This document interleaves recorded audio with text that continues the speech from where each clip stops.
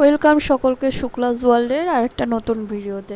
হঠাৎই প্ল্যান ইলিশ উৎসবে যাওয়ার, তাই মা আর আমি বেরিয়ে পড়েছি। রাত্রের ট্রেন ধরে আমরা পৌঁছে গেলাম শিয়ালদায় এবং সেখানে ওয়েটিং রুমে গিয়ে ফ্রেশ হয়ে নিয়ে 7:42-এর ট্রেন ধরে আমরা ক্যানিংয়ের উদ্দেশ্যে রওনা দিই। মোটামুটি 45 মিনিট মতো লাগে ক্যানিং স্টেশনে পৌঁছেই। টিকিট কাউন্টারের সামনে দিয়ে আমরা বেরিয়ে চলে আসি লোকনাথ ট্যুরিজম তার সামনে, যাদের সঙ্গ করেই আমরা এবার যাব ইলিশ উৎসবে। তারা আমাদের প্রথমেই টোটো করে নিয়ে যায় লঞ্চ ঘাটের সামনে এবং সেখানে নামিয়ে দিয়ে আমরা চলে আসি লঞ্চ ঘাট। ঢুকেই সারি সারি লঞ্চ দেখে সত্যিই ভীষণ সুন্দর লাগছিল।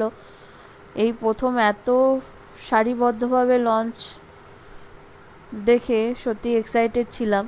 তারপর লঞ্চে উঠে পড়া এবং লঞ্চের ভেতরটাও বেশ পরিষ্কার ছিল।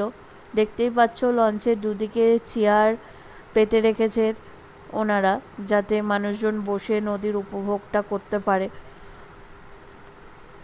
সুন্দরবন মানেই যে বন জঙ্গল, তার সাথে বাঘ কুমির, এ তো নয়।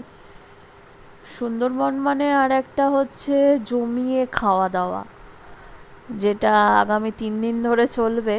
ভীষণ এক্সাইটেড ছিলাম ভিডিওতে দেখা এত খাবার দাবারের আয়োজন।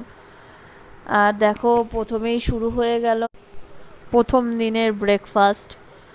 সঙ্গে ছিল লুচি, আলুর দম আর রসগোল্লা।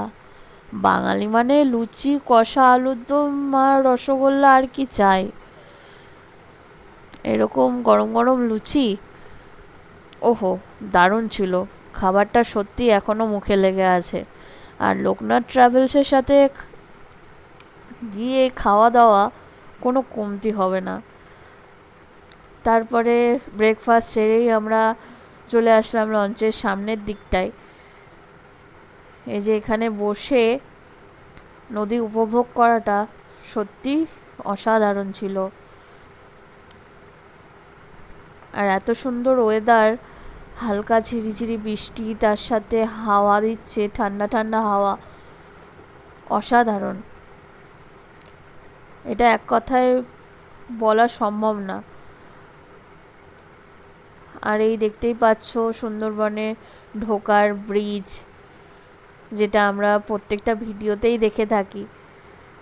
আগামী 3 দিন এইভাবেই চলবে আমাদের ভিডিও।